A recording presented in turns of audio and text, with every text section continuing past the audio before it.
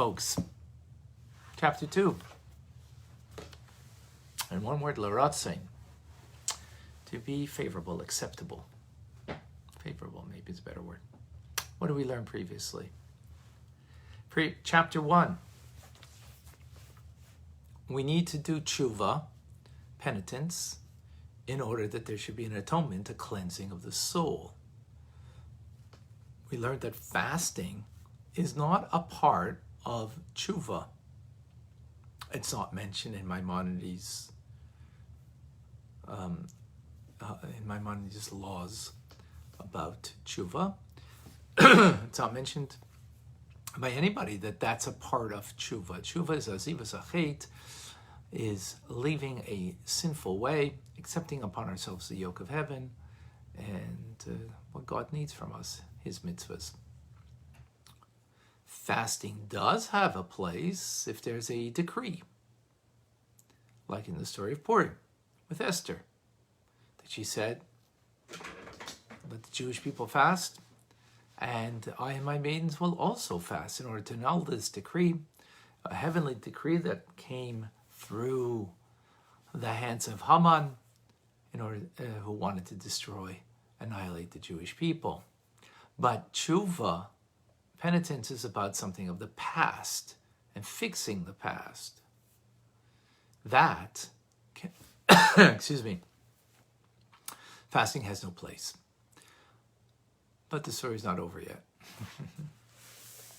The Alter Rebbe says, however, a person can be forgiven, but is it forgotten? Should we be forgiving? For sure, that's for sure. We see God is forgiving, and we're going to learn more about that and what that means to us and how we should be forgiving. But the question is, do you forget? Forget about the question whether you can forget. That's maybe one of our struggles that we need to engage in. Maybe we sometimes have to forget. These words, forgive and forget, I'm using the word forget. The Alter Rebbe doesn't use that term, but I'm using it because, we'll see. Alter Rebbe uses different terms. But is that something that we should do? And if we should, how do we do it? And when should we forget? Forgive, we understand. Someone does tshuva. Someone has true and sincere regret. And if they did something to us, they said it to us, that we did something wrong, and I sincerely regret, I'm really sorry for what I said or did. And of course to Hashem.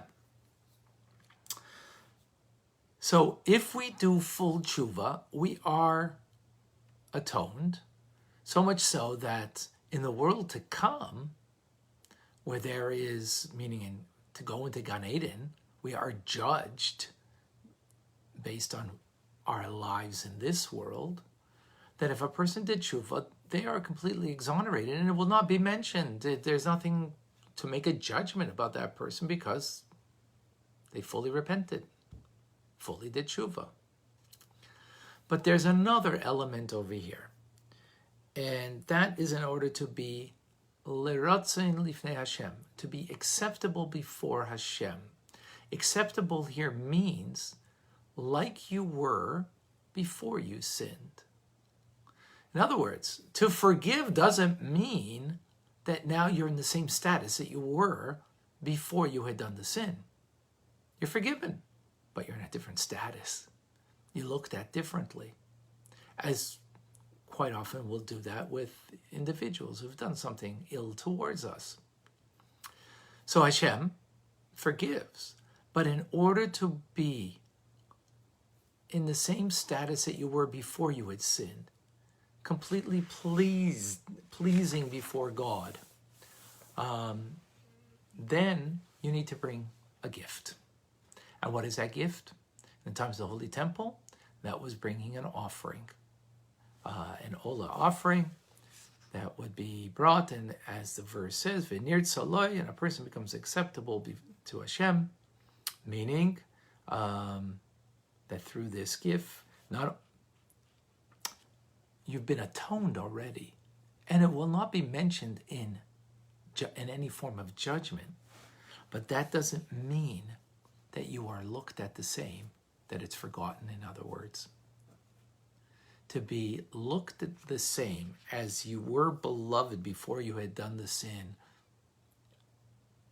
that you should be still looked at, not in your deep soul of that is it beloved, of course, not just your deep soul, but you in your behavior should be beloved before Hashem. So you bring this gift called the Oila. This is maybe comparable, the Alter Rebbe says, to like a king, that you've done something against the king and you've asked for forgiveness. But to be able to stand before the king as you had stood before, perhaps like an advisor or whatever, you need someone to intercede on your behalf, and you need to bring a gift to the king in order that the king will now look at you at the same way he did previously, that you're going to be beloved before the king as before. So the same thing as before God, right? My own metaphor is, you can say sorry to your spouse and you're forgiven. But that your spouse should forget might not be so easy. If you bring a gift, flowers or chocolate or whatever,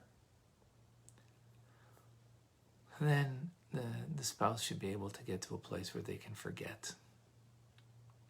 They look at you at the same beloved way as before. So today we don't have the Oila offering, we don't have an altar, we don't have the holy temple, so what do? Here the Alter Rebbe says, our sages teach us, that's the concept of fasting. Is fasting about tshuva? No. Tshuva is to be pardoned for what you have done in the past. That is, tshuva has nothing to do with fasting. But in order to bring a gift to God, so in the times of the Holy Temple, you brought an offering. An offering got burnt on the altar, fat. The fats and the meat and the fats got burned on the altar. Well, how are you going to burn fat and meat today? You know how you do that? By fasting. That's the replacement. That's a replacement. Now, hold on, we're going to learn more about that replacement, because we're going to see that there's issues and challenges with that, but that will be in the forthcoming chapter. The Alter Rebbe says, with this, and we can understand different stories in the Talmud, many stories. The Alter Rebbe brings a few of them. Of Elazar ben Azariah, for example, he fasted till many fasts, just because he didn't fulfill, by rebuking his neighbor, that they did something that was in accordance to the law, which he had a different opinion, but the law is the law. It wasn't according to his opinion. He didn't fulfill what the opinion of the law was. He didn't do anything transgression himself, but a neighbor did, and he did not rebuke, which was something that he needed to do. So he fasted many fasts. Why? Not for tshuva. Tshuva he did, but in order to find himself before God in a completely forgotten manner of what he had done wrong, he fasted. It says Rabbi Yeshua, he once made a remark that he was ashamed of the words of Beis Shammai, realizing those words were wrong. He also fasted many times. It says Rav Hudna, his tefillin strap was turned the wrong way, and when he prayed, inadvertently. So the tshuva is not what we're talking about over here. In order to be acceptable before Hashem, so these were very sensitive sages, and they were very aware of their divine connection and wanted it to be as perfect and pure as possible. Again, when it comes to judgment, the tshuva is sufficient. Why? Because it cleanses. But cleansing means cleansing you. How you're perceived, even though you're cleansed, how you're perceived about your status and looked at, you need to go a step further in order to be l'rotzein, to be v'nirtzaloi, to be acceptable as you were previously. In other words, as if like you did nothing. To be able to look at a person that way is pretty, it's something commendable, of course, but it's a challenge. So the reason for that is because it's another layer. So where does that come from? The Torah. Another layer in our relationship with God. Yes, tshuva that is done with complete heart is completely cleansing. Even though we say the word completely cleansing in the sense of that there's no blemish on the soul, there's no punishment that would be coming. But that being said, there's a deeper desire that a person might have and can have, is that they want to make sure that they're perceived. Not that they've merely done tshuva, but as if nothing was done, it completely removing anything of the past. And that's where the idea of a gift. Again, you say sorry to your spouse, then why do you bring a gift? Because you want to bring yourself to, the sorry is cleansing. But to be able to be in the status that you were before the sin, that you are completely pure, that's the gift. So in times of the Holy Temple, it was an offering. Today, it's a concept of fasting. More on that in the forthcoming chapter. Now, the Alter Rebbe then quotes from the Arizal that he taught his disciples that, based on Kabbalah, what are the number of fasts you have to undertake in order to bring yourself to be before God completely acceptable, completely pure, again, as you were before the sin. So get ready for something that's going to be a little, I don't know, much, perhaps. If you get angry, it's a sin to get angry. Now you do tshuva, and now you want to be acceptable. You bring a gift of fasting. You know how many fasts you need? 151 fasts. If you missed a prayer service, 61 fasts. Anger is worse.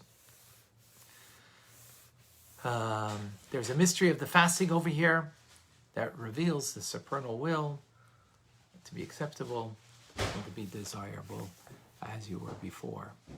A good reason why not to get angry. Because that's a lot. But the truth is, next chapter we're going to go into this in more detail to understand this concept. So don't start fasting too much. If you got angry today and start with 151 fasts, don't do that. Wait till we get to the next chapter. More to come. God willing. All right. Any questions? Luciana, forgiveness is a form of tolerance. It is not acceptance. Yeah, in that. Yeah, nice, interesting. But it's more than a tolerance because remember, God will not, you won't be judged on it. So it's more than just you tolerated the person now because they done tshuva. Andrea from New Jersey, welcome.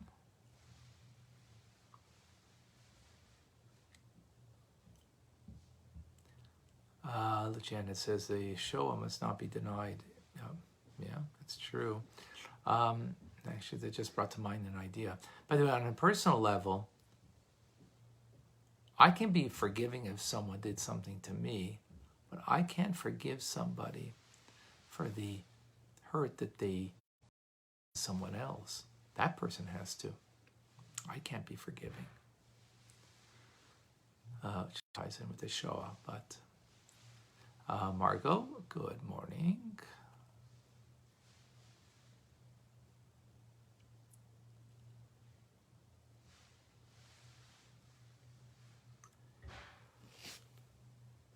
Excuse me. Thank you, Shoshana Bina. Oh, okay. Glad everything is good, Rick. Pariba, Philip, shalom.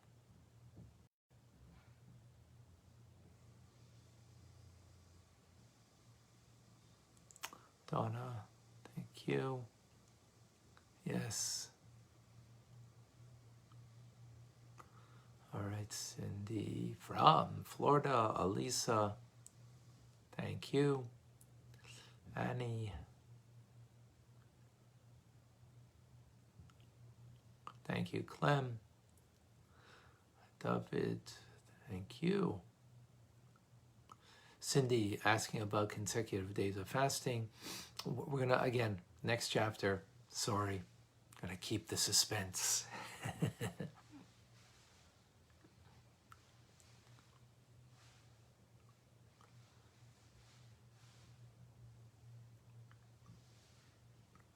All right, wonderful. Folks, sharing is caring.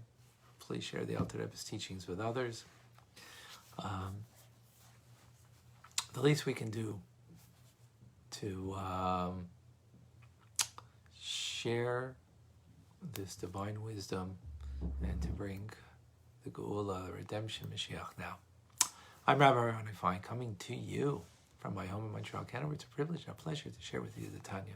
Have a wonderful day.